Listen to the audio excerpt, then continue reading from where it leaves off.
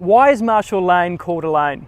Well, in the 1860s, when it was first surveyed, it would have been a narrow track, a lane, and here we are 150 years later and it's still called a lane. Well, ladies and gentlemen, I'm Ruben Packer-Hill from McGrath Estate Agents. I'm standing with Judy Maygar, President of our local Kenmore and District Historical Society, and we're on location again today in Marshall Lane in Kenmore.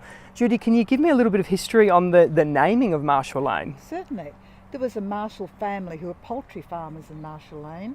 Their property ran down to what is now Acuna Oval, and they claim the name came from one of their relatives, the town clerk, William Henry George Marshall. Fantastic. Later on, we've spoken a little bit about Henry Clarkson. Can you tell me how Henry Clarkson and that family comes into the Marshall Lane history? Certainly. Henry Clarkson was a pineapple farmer on Marshall Lane. He owned 37 acres and he farmed here for 43 years until 1963.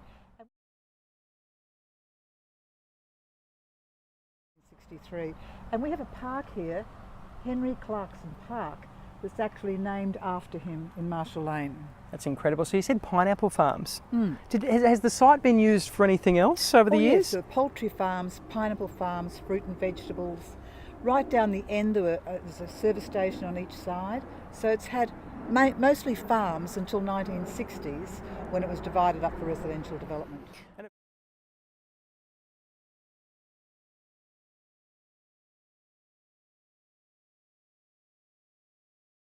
This portion of land would have originally backed onto or neighboured the Wongabel estate, or the land owned down near Wongabel Street. Yes, and all of the estates were set up here to divide the land up, but right up until 1960s the only side street was Gilruth Road.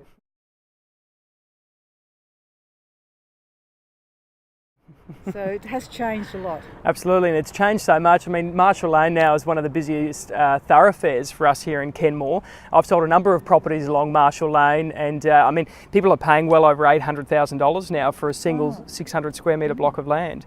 Thank you so much for taking the time to talk with us today, Judy. We look forward to seeing you in our next video.